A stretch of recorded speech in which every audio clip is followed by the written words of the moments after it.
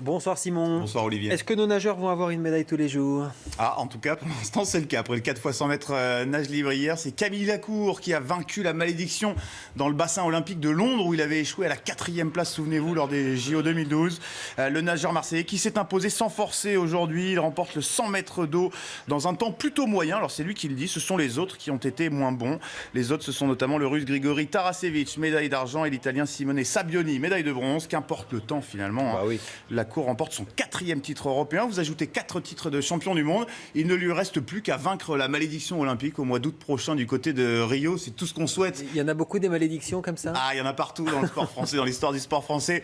En tout cas, il a dit être superstitieux, ça porte malheur. Donc lui, il ne croit pas à cette malédiction. Il a bien raison. Petite déception en revanche aujourd'hui dans l'autre finale qui intéressait les Français. Frédéric Bousquet n'a terminé que 6e du 50 mètres papillon. Bon, est-ce qu'il y a une malédiction à Biarritz?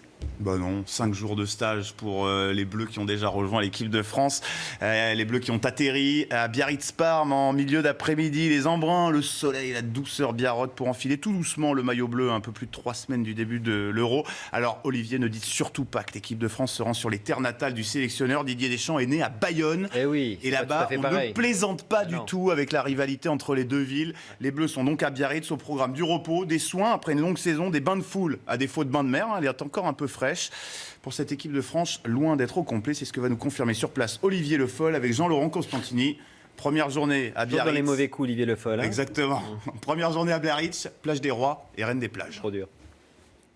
Oui, c'est une équipe de France restreinte qui a pris ses quartiers ici à l'hôtel Regina de Biarritz au milieu de l'après-midi. Un hôtel évidemment totalement privatisé pour garantir la sécurité des Bleus. Au final, ils ne sont que 17 parmi la liste de 31 joueurs communiqués la semaine dernière par Didier Deschamps pour la bonne et simple raison que beaucoup d'internationaux sont concernés par des obligations avec leur club. Par exemple, les Madrilènes joueront la finale de la Ligue des Champions le 28 mai prochain et puis beaucoup d'autres auront à disputer des finales de coupe des différents pays européens où ils évoluent. Le programme de ce premier stage, c'est d'abord de recréer la cohésion de la vie de groupe et puis la régénération après une saison parfois un peu longue et éprouvante pour certains. On va donc soigner les petits bobos, on va prendre soin des organismes avec de la thalasso et puis aussi faire quelques exercices physiques, quelques tests pour savoir exactement où chacun en est de sa préparation.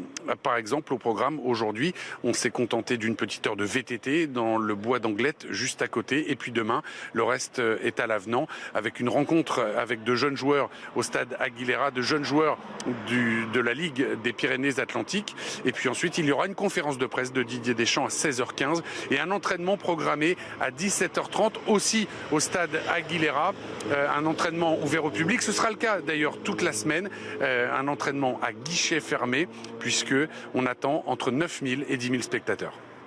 Wow, ça c'est de l'entraînement ça. On va les suivre à Biarritz. Il reste toute la semaine là Olivier. Jusqu'à samedi. Oui d'accord, très bien.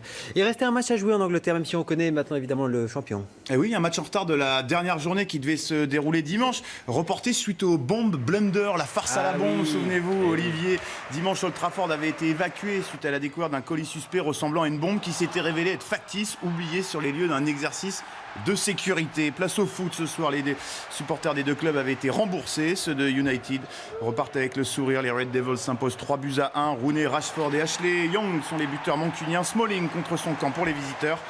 Avec cette dernière victoire de la saison, Martial, Schneiderlin et leurs coéquipiers terminent donc 5e de Première Ligue. Ils disputeront les barrages de la Ligue Europa, à moins qu'ils se qualifient directement pour la phase de groupe en cas de victoire samedi prochain lors de la finale de la Coupe d'Angleterre face à Crystal Palace. Et puis un petit mot de basket pour finir. Exactement, parce qu'on connaît l'une des demi-finales du championnat de Pro A, le championnat de basket français. Ce sera Monaco-Villeurbanne à l'affiche. Monaco qui a battu Nanterre ce soir sur le score de 83-64 après s'être déjà imposé au match aller.